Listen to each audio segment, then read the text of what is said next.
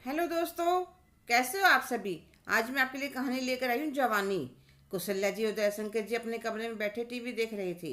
वैसे तो कौशल्या जी को टीवी देखने की बहुत कम आदत थी, पर आज पुरानी मूवी चल रही थी तो दयाशंकर जी ने उनको आवाज़ देकर कमरे में बुला लिया था। अरे भाग्यवान, तुम्हारी पसंद की फिल्म आ रही है, आ जाओ और बहू को बोल देना 2 कप चाय बनाकर दे जाए। कौशल्या जी ने बहू को 2 कप चाय बनाने को कहा और अपने कमरे में आकर मूवी देखने लगी। सीमा उनकी बहू है, जिसकी शादी उनके बेटे विनोद के साथ 7 महीने पहले हुई थी।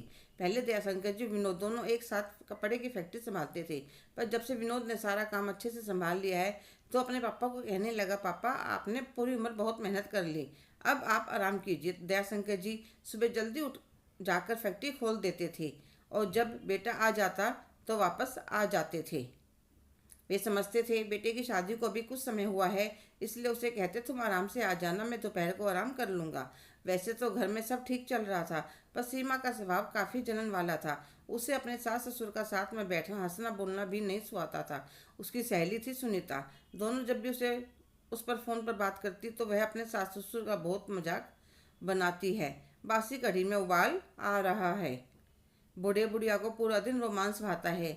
कभी एक साथ मूवी देखेंगे, कभी चाय पियेंगे, कभी बाहर पार्क में घूमने जाएंगे। पूरा दिन उनका मजाक बनाती रहती थी। एक दिन विनोद ने फ़ोन करके पूछा कि क्या सब्जी बनाई है, तो वह कहने लगी दाल बनाई है। तो वह बोला मेरे लिए मटर पनीर बना दो, आज मेरा दाल खाने का मन नहीं है। तो सीमा सासू माँ को कहने लगी, मम्मी जी आप मटर छील दीजिए, मैं सब्जी बना दूंगी। तो दयाशंकर जी कहने लगे, लाओ बहू मैं छील देता हूँ, तुम्हारी सासू माँ ने अभी अभी मेहंदी लगाई है। तो सीमा उनको मटर देकर आ जाते, रसोई में आकर उसे हंसी आ जाती है। वह खाना तैयार करने के बाद सासू माँ ससुर जी को खाना खिलाकर विनोद का इंतजार करने लगती है। सोचती है इतने यहाँ आएंगे, मैं सुनीता से बात कर लेती हूँ, और वह उसके पास फ़ोन मिला लेती है। इतने में विनोद आ जाता है, पर उसे पता नहीं चलता और वह अपने धुन में ही सुनीता के साथ बातें करती जा रही थी। अरे यार तुझे पता है आज हमारे हीरो हीरोइन क्या कर रहे थे। हीरो ने हीरोइन की मेहंदी लगाई। वाह भाई, बुढ़ापे में यह हाल है तो जवानी में तो कमाल करते होंगे। और जो जो से हंसने लगती है और भी पता नहीं उसके मम्मी पापा के बारे में कितनी बातें कह डालती है। विनोद को बहुत गुस्सा आता है और उसके मम्मी पापा को पता चलेगा तो उन्हें बुरा लगेगा, इसलिए वह अपना सारा गुस्सा दबा जाता है और कमरे के अंदर आता है। सीमा उसको देखकर एक बात तो चौंक जाती है, अरे आप कब आए। अभी आया हूँ, चलिए जल्दी से आप कपड़े बदल लीजिए, मैं गरम गरम खाना परोसती हूँ। खाना खाने के बाद विनोद कुछ देर अपने मम्मी पापा के पास बैठता है, फिर अपने कमरे में आ जाता है और फ़ोन चलाने लगता है। इतनी देर में सीमा के पापा का फ़ोन आ जाता है और वह कहते हैं, सीमा तुम्हें याद है ना, परसों तुम्हारी मम्मी का जन्मदिन है। हाँ पापा मुझे याद है, देखो तो मैं तुम्हारी मम्मी के लिए साड़ी लाया हूँ। और एक बहुत ही भारी साड़ी दिखाते हैं। पापा बहुत सुंदर साड़ी है, कितनी हैवी भी है, मम्मी पर बहुत अच्छी लगेगी। हाँ मैं सोच रहा हूँ ड्राइंग रूम में खूब सारे बैलून लगवा दूँ। खाना बाजार से मंगवा लेंगे, तुम और दामाद जी भी आ जाना, तुम्हारी मम्मी को अच्छा लगेगा। हाँ पापा मैं तो सुबह ही आ जाऊँगी और मम्मी को भी बहुत अच्छी सी तरह से तैयार कर दूँगी। कुछ देर बात करने के बाद वे फ़ोन रख देते हैं। सीमा बहुत खुश थी, कहने लगी, विनोद तुमने देखा पापा कितनी सुंदर साड़ी लाए हैं मम्मी के लिए। हाँ काफ़ी भारी और ब्राइट कलर की थी। वे वो कहते हैं ना, बूढ़ी घोड़ी लाल लगाम। विनोद, क्या विनोद, तुम्हारे मम्मी पापा को भी इस उम्र में रोमांस करने की सूझ रही है, जब नाना नानी और दादा दादी बनने की उम्र हो चली है।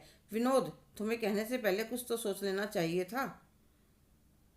जब से शादी हुई है आज तक मेरे पापा मेरी मम्मी का जन्मदिन नहीं मना पाए, क्योंकि दादी को पसंद नहीं था। और जब वह नहीं रही तो बच्चों को पढ़ाने के लिए उन्होंने अपने मन को मार लिया। अब बच्चे पढ़ लिख गए हैं, मेरी शादी हो चुकी है, तो वह पहली बार मम्मी के लिए कुछ करना चाह रहे हैं और तुम उनके बारे में ऐसी सोच रखते हो। अच्छा तुम्हें बुरा लगा, तो लगेगा नहीं, क्यों, जब तुम मेरे मम्मी पापा का मजाक अपनी सहेलियों के सामने उड़ाती हो तब तो तुम्हें बुरा नहीं लगा। जब तो तुमने नहीं सोचा कि अगर मम्मी पापा ने सुन लिया तो उन्हें कैसा महसूस होगा।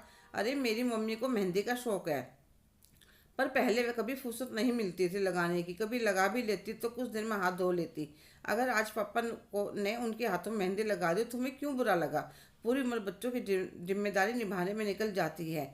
अगर इस उम्र में पति पत्नी थोड़ा बहुत एक दूसरे के साथ हंस बोल लेते हैं, साथ में बैठकर चाय पी लेते हैं, तो आजकल के नौजवानों को लगता है कि बुढ़ापे में जवानी चढ़ी है।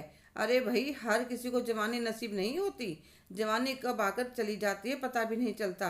कभी माता पिता, कभी छोटे भाई बहनों की, कभी बच्चों की, कभी घर की जिम्मेदारी से पूरी उम्र सवार हो जाती है। अगर इस उम्र में आकर वे लोग थोड़ा बहुत खुश रह लेते हैं तो किसी को क्या परेशानी है। सीमा अपने दोनों कानों को पकड़े विनोद से माफ़ी मांगते, तुम ठीक कह रही हो विनोद, मैंने मम्मी जी पापा जी के बारे में गलत बोला।